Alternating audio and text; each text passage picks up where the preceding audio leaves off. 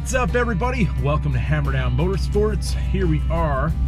It is a balmy 21 degrees Fahrenheit here in Pennsylvania, and we are off in the Rebel. Woo! You can actually hear the clunk right there that the dealership couldn't find. I know I got a few mixed feelings about that one, but let's hear it over the bump here. Oh, look, it does it on both sides now. 21 degrees, and we got a clunk on the driver's side and the passenger side. Woohoo! So, yeah. Gonna take it up on the lift to see what's going on. I'm kind of thinking that it is the body mounts because there is a TSB out for it. And the dealership just, I mean, I know sometimes it comes through on camera that I'm very frustrated, which I am. And I got a few technicians in the comment section saying, you know, you got to realize from our end that we're not going to be wasting a bunch of time on clunks and bangs and whatever. You know, I understand, I get it. You got to make money too, but that's your job. You got to fix stuff. So I don't feel sorry for you. I don't. If I were working in a shop, it would have been my job to fix that, because the guy that bought the truck wants a truck that doesn't clunk, and you're the technician, so you're supposed to fix stuff, not, oh, it's going to take more time than I'm going to get paid for, so I'm not going to do it. That's not an excuse. Sorry.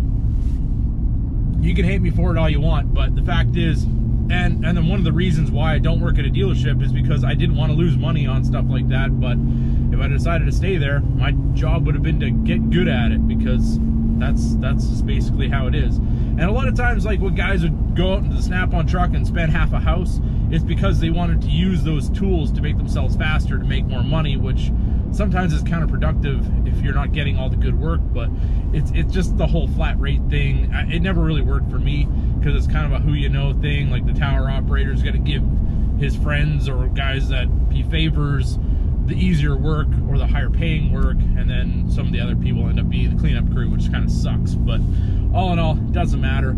I moved on with the things in my career that I felt were the best opportunities to make me the most money and to get the most amount of experience, to make myself more of a rounded technician. And on the last clunk bang video, I was not able to recreate it on video, but I was able to recreate it during the drive to the dealership. It was actually just going over a small bump. It was clunking, and it wouldn't have taken more than probably a 10-minute drive for these guys to figure that out. But I don't know, maybe they had it inside, maybe it warmed up. It really seems that the colder it is, the more it does it. So I think something is contracting, and like, say, a loose body mount bolt, if that rubber was contracted, it's possible that now that's going to move around a lot more, because I'm hearing it just as I'm talking here, going over smaller bumps. So just kind of one of those things. And like I said, not a big deal.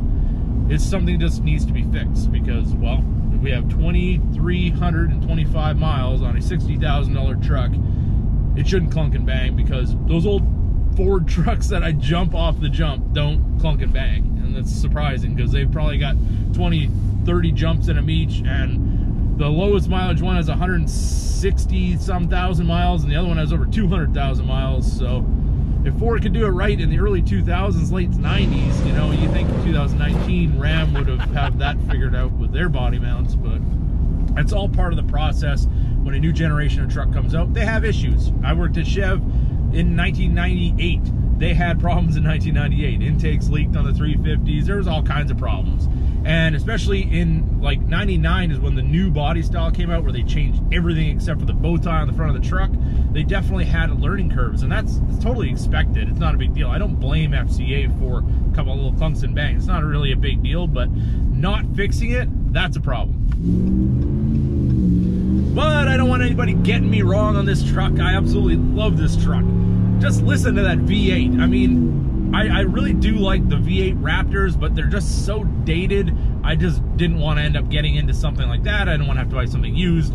Like 2014, I think it was the last year of those. And yeah, I'm not going to be getting into something with 2014 technology. So we ended up getting the Rebel, obviously. And I really am happy with it. You don't have to pay, I think probably MSRP wise, you're looking 10, maybe closer to $15,000, depending how you equip it. Difference between the Raptor and the Rebel. So if they had a V8 Raptor, that would be worth it to me. I don't like the EcoBoost at all. That is just not something that, I mean, it's probably a good engine now, maybe? I don't know.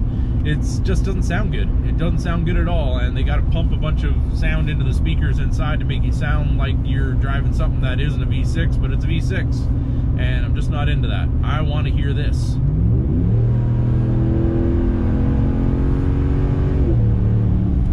And the Rebel delivers that in spades.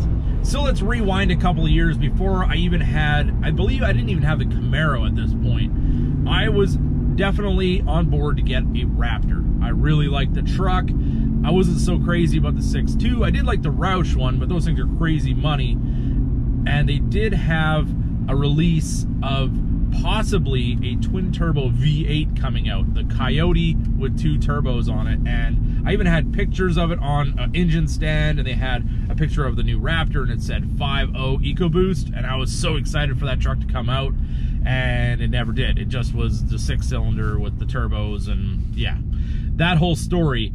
So now I've heard rumors that the 7.3 is coming out for the Raptor, possibly. Maybe not with a turbo, but maybe with a turbo. That would be even better. I don't have any solid proof on this or anything like that, but never know. Things might be coming down the pipe. But with that being said, we are going to be keeping this truck for a little while. At least, I would say a year, year and a half. I really want to get the experience of this truck. I mean, I've only got 2,300 miles on it, like I said, and it's got a long ways to go. We got a lot of stuff to do to this thing. We got a lot of things to figure out and try to make this truck absolutely the best that it possibly can be, but you always got to keep your eyes out there. There's always something new coming down the line. So in a totally unrelated subject, we are headed to the grocery store right now because I'm getting some ingredients to make some corn nuggets. And if you've ever had corn nuggets, you know exactly why, because they are absolutely amazing. They're basically just kind of like a chicken nugget kind of thing, but it's deep fried and it's got corn in it. It's pretty awesome. They have them at our gun club.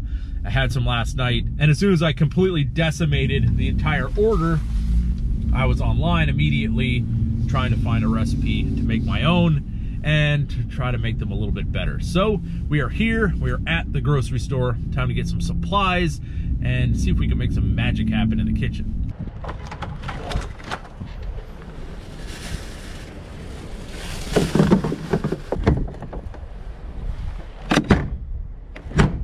Well, looks like that was a bit of a close one. Just about got hooked.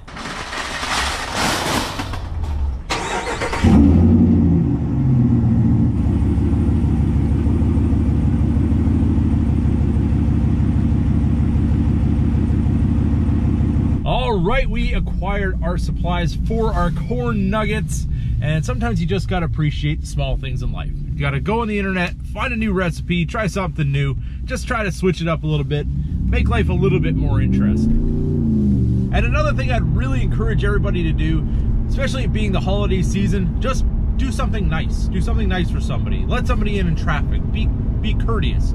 Make a conscious effort just to be a little bit nicer to somebody you don't even know, and it's gonna make you feel probably a whole lot better than it makes them feel, and it might just restore a little bit of their faith in humanity. I don't know. Coming from a person that definitely has an issue with people and their stupidity, I'm just trying to be a little bit more positive, I guess. So just being honest with everything, and yeah, sometimes I'm not the most patient person in the world, but I'm trying to work on it.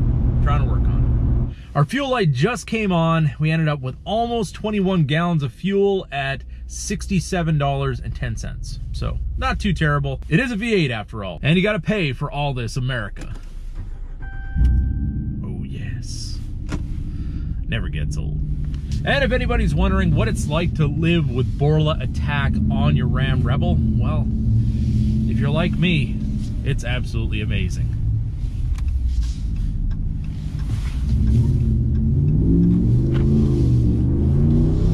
Oh yeah. And it's about 10 times louder on the outside, so yeah, definitely bald eagles all day long. Gotta love it. So at this point in the video, I have realized that I need to have a title for this kind of random talking in the truck ride along kind of thing in my daily life for you guys. So we are going to think of a title right now. It's going to be 5 reasons why the Ram Rebel is better, yes, better than the Ford Raptor. So I'm just gonna take these off the top of my head and we're gonna see if we can come up with 5 good reasons. So first of all, price. This is at least $10,000 cheaper. So price, number 1. Number 2, Ram boxes. Rebel has them, Raptor doesn't. We have Ram boxes. Whether you like them or not, they're definitely a plus for me. That's reason number 2. Reason number 3, 12-inch screen. Enough said. Reason number 4, V8. I don't think I have to say any more about that either. V8 is awesome. Number 5. Not even thinking of a 5th thing. Number 5. Well, it did take me a minute to think about number 5, but I'm gonna say daily use. Just because the Raptor is significantly wider than the Rebel, this is gonna be more of an easier daily to get into parking spaces and turning. I don't know if the turning radius is much affected by that, but let's just say that it is. So I'm saying that this Ram is special, but it's still the same size as your regular truck. So number 5 is just gonna be the fact that it isn't a Baja King like the Raptor. So on your daily drive, when you're not bouncing through the dunes, the Rebel is gonna be a better truck than the Raptor. So drop in the comments, what do you guys think of my list of things? And let's just see if you guys agree with me or don't agree with me. Drop it in the comments and see what happens. So with that being said, I hope you guys enjoyed this little ride-along kind of fun video just to kind of discuss a few things that are going on. We do have more mods coming for the Rebel.